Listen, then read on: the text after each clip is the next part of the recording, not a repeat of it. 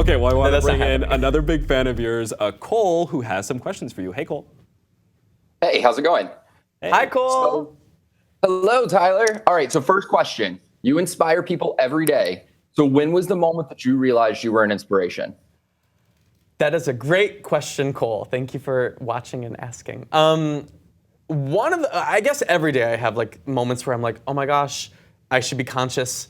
People are listening and I could have an impact. But one of the coolest moments for me was in 2011, I believe. It was National Coming Out Day, and I got a tweet. I woke up one morning, I saw a tweet from Ricky Martin, and he tweeted me and said, this video helped me make a very important decision in my life. Happy National Coming Out Day. And it was a link to my video about how to come out and how it's important to come out and to do it on your own terms and things like that. And I was just blown away because to me, I was just making videos. Like, it was just a diary, it was just a whatever. But there was a moment when it kind of clicked for me that you never know who's watching, and you never know who you can impact, and you never know the ripple effect that can happen just by being yourself. And the video that he was referencing was from like 2008 when I had like no subscribers. I was just making a dumb video that I thought was just like preachy or whatever. I don't know what it was, but at the time, it resonated with somebody who might resonate with other people, and that effect can have that ripple moment. And so that really opened my eyes. And I was like, holy crap, I need to be like thinking this could be seen by anyone. It could have a positive or negative effect. I should be conscious of that. Yeah, but you also have to remain authentic. That's the trick. Of course, because you might lose the Tyler Oakley if you think about it too much. When you overthink it, and there's always a moment in every YouTuber's career where they're like, they make an introspective video about how they feel about making videos, and every time I see that in my subscription box, I'm like, oh, there goes them. They've lost it. They'll be back in a minute, but for the moment, they've lost it. I've had those moments, but I've had them personal. I'm not gonna like make a video about it because then that's what your channel becomes. I'm like, I don't want to do that. I just want to keep being me, keep doing me. Yeah, just be you. All right, well, in both the documentary and your YouTube videos, you are very open about your personal life and struggles, including coming out to your family. I want to take a look at another clip from Snervous. When Ty came out of the closet, I was scared. How are people going to treat him? We're on our way to visit my dad. He found out I was gay. He was like, we can send you to counseling. We can fix this. Dad, this is me. There's nothing to fix. It was all like gay stuff. That was the reason we stopped talking.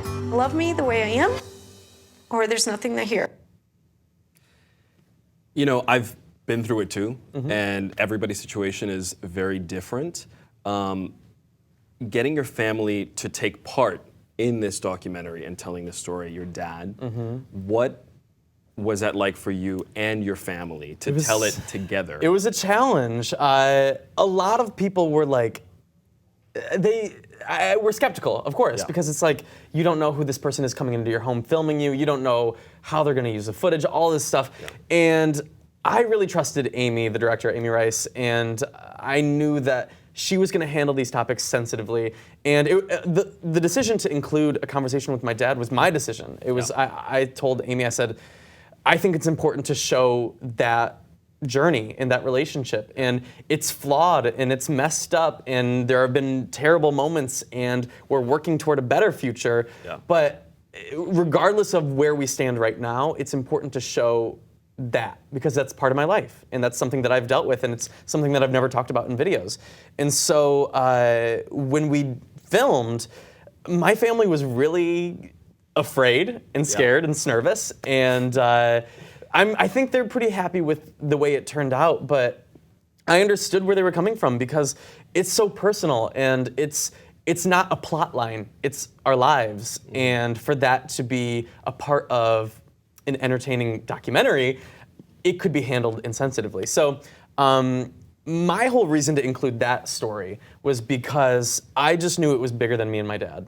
I knew that it was a subject that I think might resonate with the audience that tunes in, that is my typical demographic of younger people figuring out identity, and whether it's LGBTQ plus stuff or gender stuff or anything that people could identify with, I knew that it was important to show that journey of, okay, maybe they might not understand you now, but if you give it time, if you work through it, if you spend maybe sometimes even years talking in therapy and this and that and whatever, there is a light at the end of the tunnel, because sometimes all you hear is, oh, my dad didn't accept me. And I wanted to show that, well, maybe there's a positive future if you stick through it.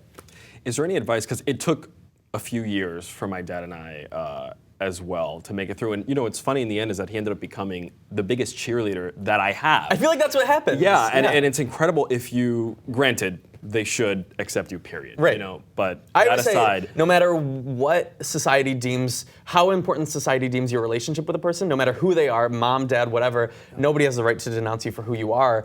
I feel like it's hard because people are like, but they're your dad, you should respect their opinion, blah, blah, blah. I'm like, no.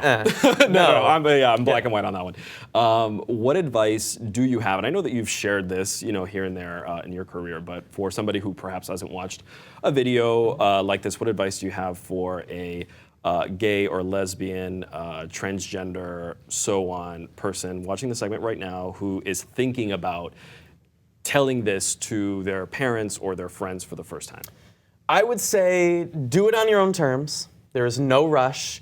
And just because people think you should come out right now doesn't mean you have to. Don't let anyone decide how your journey goes.